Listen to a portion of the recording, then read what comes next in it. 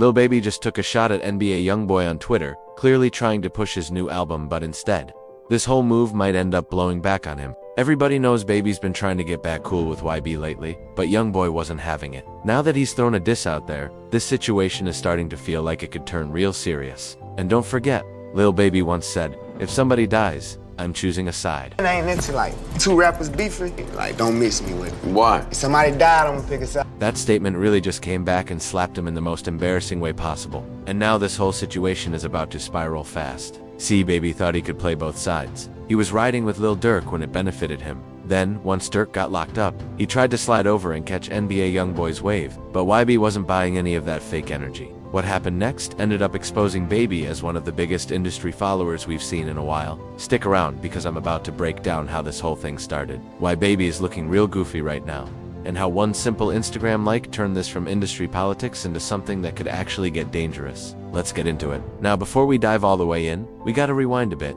because this story runs way deeper than most people realize. Believe it or not, Lil Baby and NBA YoungBoy were actually solid at one point. They collaborated, showed mutual respect, and there was no real tension between the 4PF and 4KT camps. Both came up from the South, grinding their way to the top without letting industry politics get in the way. Everything was cool until a WASN, single quotes to, that all changed after King Von was killed by Lil Tim in November 2020. When Von got shot outside that Atlanta hookah lounge, it wasn't just some random street situation. That moment was tied directly to the ongoing war between NBA YoungBoy's circle and Lil Durk's camp. Von wasn't just Durk's artist, he was his right-hand man, his day one.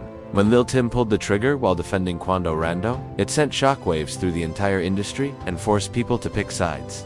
And this part is important. Von had been going back and forth with YoungBoy online for months, constantly pressing YB's artists and chasing that viral moment. The tension was already high once YoungBoy and Quando's friendship became public. When Von spotted Quando at that hookah lounge, he saw a chance to make a statement. What should have been a quick scuffle turned deadly the moment Lil Tim stepped in to protect his guy. From that night on, everything changed. At that point, this wasn't just social media beef anymore. Real street consequences were attached, and the industry felt it. That's when Lil Baby made his stance clear. He showed exactly where he stood when he dropped Voice of the Heroes with Lil Durk in June 2021. That album wasn't just music, it was a message. Even the cover art spoke volumes. Durk in his OTF gear, Baby in his 4PF fit, it made things crystal clear to the streets, and, honestly, probably made the prosecutors' jobs easier too. But more than anything, it showed where Baby's loyalty was at that moment. Like, and I ain't into like two rappers beefing.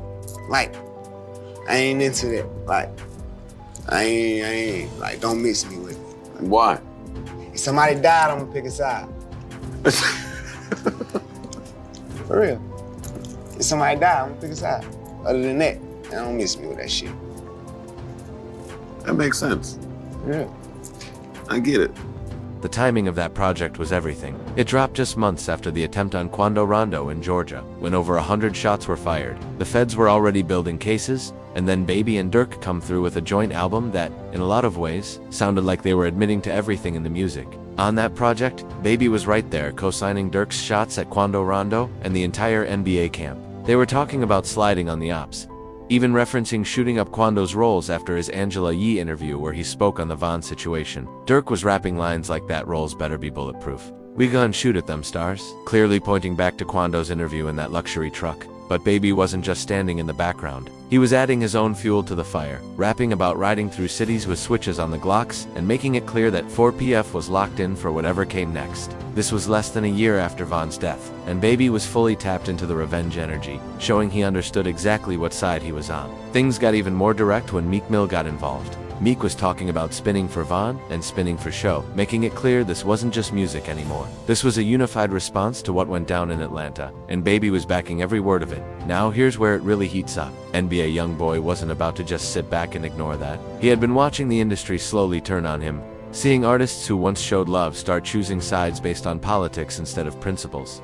So when Voice of the Heroes dropped with all those shots, Y knew he had to respond. That's when he released his now infamous diss track I Hate YoungBoy and made sure to call Lil Baby out by name. He rapped, "Baby he with them." For PF, for polls firing, letting it be known that since Baby picked Durk's side, he was now an enemy to Dot, and YB didn't stop there. He went at Gucci Mane, called out the whole Atlanta scene, and made it clear that the fake love didn't go unnoticed. What really gave YB's response weight was that it wasn't just talk. According to DJ at Katimix, YoungBoy turned down collaboration opportunities with Lil Baby because of this situation, proving this wasn't just rap beef, this was real street politics spilling over into real business decisions. Boy told me when Lil Baby hit him up for a feature, bro. And I remember he told me, he said, yo, Ack, I'm not doing music right now. And I remember saying, yo, YoungBoy, if you don't can do a song with Lil Baby, nigga, because I gave him a whole list. I remember I sat in the car with him. I told him a whole list of niggas who he should do songs with. And I remember him telling me, he was like, yo, you know I can't do a song with him because, like, yo, so-and-so. He was telling me all type of beef, so I was like, oh, shit, I didn't know the beef was that deep. I'm like, all right, I get it. But I'm telling you the fact. And Baby couldn't even fire back because he was too busy trying to play the let's reconcile game. That's some straight up groupie behavior. The streets quickly started calling him wishy-washy and questioning his authenticity.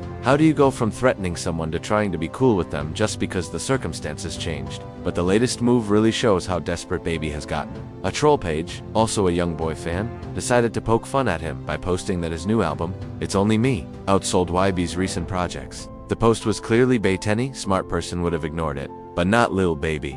He actually responded, claiming he outsold YB in a single day with just 15,000 sales. Let me break down why that response was so ill. First, 15,000 sales in one day in 2024 is not something to flex about. It's actually weak for someone of Baby's supposed stature. By comparison, YB consistently moves more units with surprise drops, often without major label backing or industry promotion. Second, he's replying to obvious troll accounts, which is a sign he's taking things way too personally. Real players don't waste energy on fan pages or trolls. It's beneath someone at the top tier. Third, by responding, Baby basically admits he's watching every little thing Y fans say about him, the textbook definition of being pressed. When you're confident in your position, you don't need to defend yourself over random social media noise. You don't fucking care. Like, this is a huge situation. That's when I realized, yo, bro, YoungBoy's just on a different type of time. The industry started picking sides, and most jumped on Dirk's camp because he had more connections and seemed like the safer move. But YB didn't care about all that industry politics. He kept dropping music, building his fan base, and proving he didn't need anyone's approval to thrive. Fast forward to 2024, and everything shifted when Lil Durk got hit with federal murder for hire charges. The feds came through with a 17-page indictment outlining how his crew allegedly operated like a criminal enterprise, using credit cards to book flights for shooters and coordinating the attempted hit on Quando Rondo in Los Angeles. Suddenly, Baby's main ally was facing the possibility of never coming home. That's when fans started noticing some suspicious moves from the 4PF camp. In the age of social media, the streets always see everything. Baby started acting differently, and people immediately caught on. Fans pointed out that he unfollowed Lil Durk online and was now liking NBA YoungBoy's posts, the same guy he had just been threatening on tracks. The optics were rough, but Baby didn't stop. The streets noticed, the fans noticed, and most importantly, YB noticed. Instead of calling Baby out directly, YB handled it in the most disrespectful way possible, by bringing the message straight to Baby's city. When YB hit Atlanta for his concert, he made sure the whole city felt it. He performed I Hate YoungBoy live in Baby's backyard, throwing shots not just at Baby but also at Gucci Mane, 21 Savage, Lil Durk, King Von, and anyone who had picked sides against him. The disrespect was next level. What made it even worse for Baby was the context. Right before the show, YB had some kind of recognition from Fulton County representatives, with officials talking about honoring him on behalf of Georgia. The city had to clarify they weren't officially involved, but the damage was already done. YB had official recognition in Baby's own city. Then he got on stage and performed the diss with full energy, and the crowd was eating it up. Imagine how embarrassing that had to be for Baby, a man who had been talking about spinning on YB's people, now facing Y on his turf, dissing him live while thousands cheered.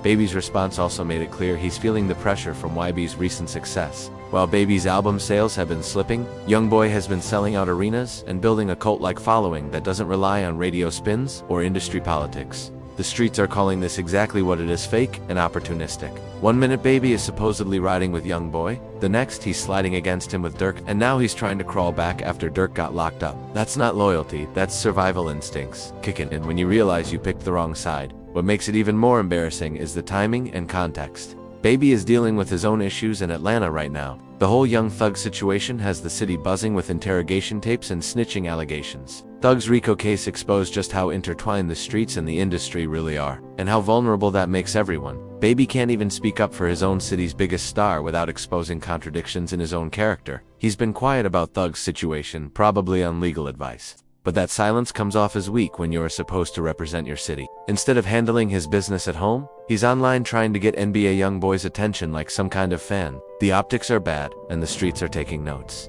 Meanwhile, YoungBoy is in a completely different league. While Baby struggles with album sales and trying to stay relevant, YB is charging $900 for VIP tickets and selling them out. The demand for his shows is so high that established artists are begging just to open. He's proven he doesn't need industry approval or fake friendships. When the whole industry blackballed him and took Dirk's side, YB kept grinding and built his own empire. Talent and authenticity won over politics and connections. Now that YB is clearly winning, all the same people who turned their backs on him are trying to come crawling back. But YB isn't falling for it. He sees the fake love for what it is and moves with caution and standards, not letting anyone back in just because they want to ride his wave. So where does this leave us? He's not a cloud chaser. He don't just go for who making the hottest music. Who he with, he'll make music with them all day. I've suggested, I won't mention names because I ain't trying to do all that. I've mentioned names. He said, Ack, who you want me to collab with? I mentioned names. He said, yo, Ack, I can't do that. I said, why? He said, yo, I'm cool with this nigga and that nigga is beefing with that nigga. Lil Baby has officially shown himself as one of the biggest industry groupies we've seen in a while. He went from threatening NBA YoungBoys, people to liking his posts, and even responding to his fans online. That's not street behavior, that's desperation for relevance. Willing to make himself look foolish just to stay in the spotlight. The streets are saying that when Dirk comes home, if he comes home, he needs to cut off everyone who showed fake loyalty during his toughest moments. Baby is definitely at the top of that list. You can't be talking about sliding on somebody's enemies one day, then double tapping their pics the next just because the situation changed. This entire saga highlights what's wrong with the music industry today. Rappers want to act like gangsters when it boosts their image, but when real consequences hit, they flip faster than the weather. Baby wanted to play street politics when it helped his career, but now that things are getting serious, he's trying to claim it's just entertainment. But NBA YoungBoy never treated it like entertainment. When he said he was cutting off fake people, he meant it. When he said he didn't need the industry, he proved it. And when he said he'd remember who's real and who's fake, he's showing it right now. This beef might get deadly, but not in the way people expect. It's about to be deadly for Baby's reputation and credibility. In a world where authenticity is everything, Baby just exposed himself, and it's looking weak. What do y'all think? Is Baby wrong for trying to switch sides? Or is this just smart business? Drop your thoughts in the comments, and make sure you subscribe for more real talk about what's really happening in these streets. Until next time, stay solid, fam.